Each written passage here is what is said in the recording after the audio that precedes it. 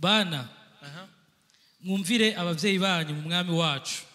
Reka duhere kuri akabaherejeko. Acha tuanzie kwa yeye ambao wameanza. Abana basabwa kumvira abavyeyi mu mwami Yesu. Watoto wanapaswa kutii wazazi ndani ya Bwana Yesu. Ariko ntibazomenye ingene bumvira abavyeyi batazi umwami Yesu. Lakini hawatajua namna ya kutii wazazi ndani ya Kristo Yesu. None umwami Yesu bazomumenyeshwa na bande? Bwana mfalme Yesu atamjulishwa na wanani? Ni twebwe. Ni sisi. Myandi majambo uburyo bwose tworera abana. Kwa msemo mwingine namna yote tunaweza lea watoto wetu. Kuhakikisha ko tubarerera muri Kristo Yesu. Tunapaswa tukua na hakika ya kwamba tuko tunawalea ndani ya Kristo Yesu. Tubarerera mu butumwa bwiza. Tujue kwamba tuko tunawalea katika habari njema. Ubwo rero n'uruhara rwacu twebwe nk'abavyeyi. Hiyo ni msaada wetu kama sisi wazazi. Cyane muhira. Sana nyumbani. Kuruta kuliko ngaha kwishengero kwera kwishengero umwanya ni mutoya. Kuliko hapa kanisani kwa sababu hapa kanisani muda mchache.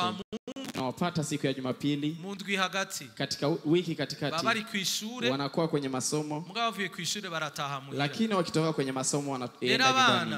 Kwa hiyo watoto uburyo bazobo urugezo tugeze gogo kumenya Imana no kumenya Kristo kiwango tunafikia kumjua Mungu na kujua Kristo na gitangaza kizobamwe hakuna miujiza itatokea n'abana bacu bazokuruko nyene na watoto wetu watakuwa hivyo rero twebwe nk'abavyeyi. Kwa hiyo sisi kama wazazi bisanzwe nitubayeho ku bwacu hatuishi kwa ajili yetu. Imana yaramaze kutugirira ubunika duha abana. Mungu alitupa neema akatupatia watoto. Responsibility komecha ilitupatia responsibility sio kwa ya kawaida. Aligia twibaza ko responsibility Imana yaduha mara mingi tunafikiri ni kazi ambayo Mungu ametupa. Iri limite kubaronderera ivyo bafungura ina mipaka ya kuwatafutia chakula n'uburyo babaho na namna wanaishi. Ico ni kimwe muri vyinshi. Ico ni kimoja miongoni ya vile vingi.